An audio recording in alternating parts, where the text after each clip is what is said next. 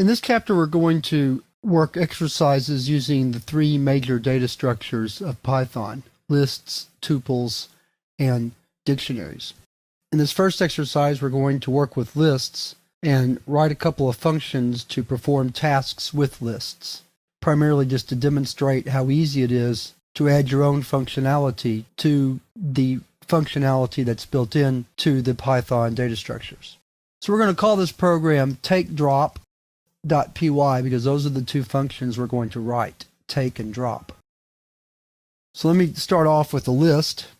We're going to just have a basic list of a couple of names, actually 5 names. Now let's move the list down. We want to put our functions above. The first function we want to write is take. Take will take a specified number of items consecutively from a list and create a new list from that list.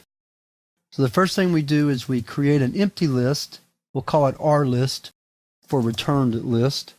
Then we're going to write a for loop that starts at 0 and goes through the number specified as the first argument to the function, and we append that data to the list. And then when we're finished, we return the list.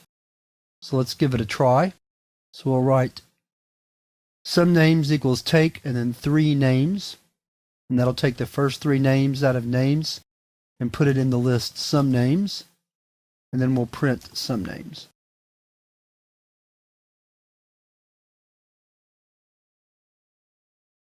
So takeDrop.py, and some names consist of Raymond, Cynthia, and David. Now we're going to write the drop function that has the same parameters, a number and a list, and it's going to drop the number of items from the list starting at the beginning. So if we say drop 3 from names, then it's going to drop the first 3 names. So the first thing we do is create an empty list to return.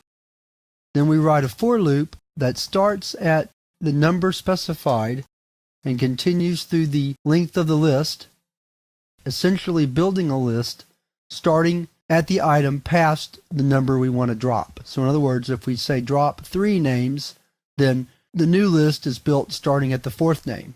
In this example, Jennifer. So if you'll notice, the two functions are very similar, yet they perform different tasks. So we want to drop 3 from names and store that back into names, and then we'll print names.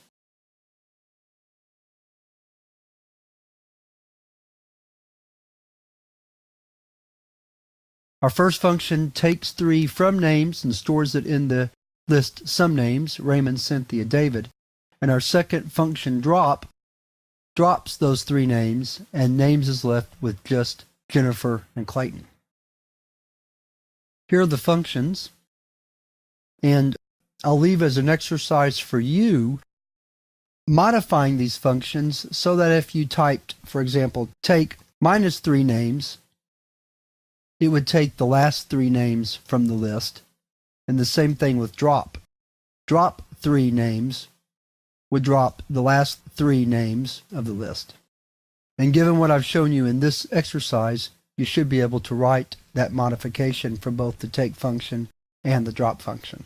But for now, we're going to leave this exercise and move to the next exercise where we're going to work with tuples.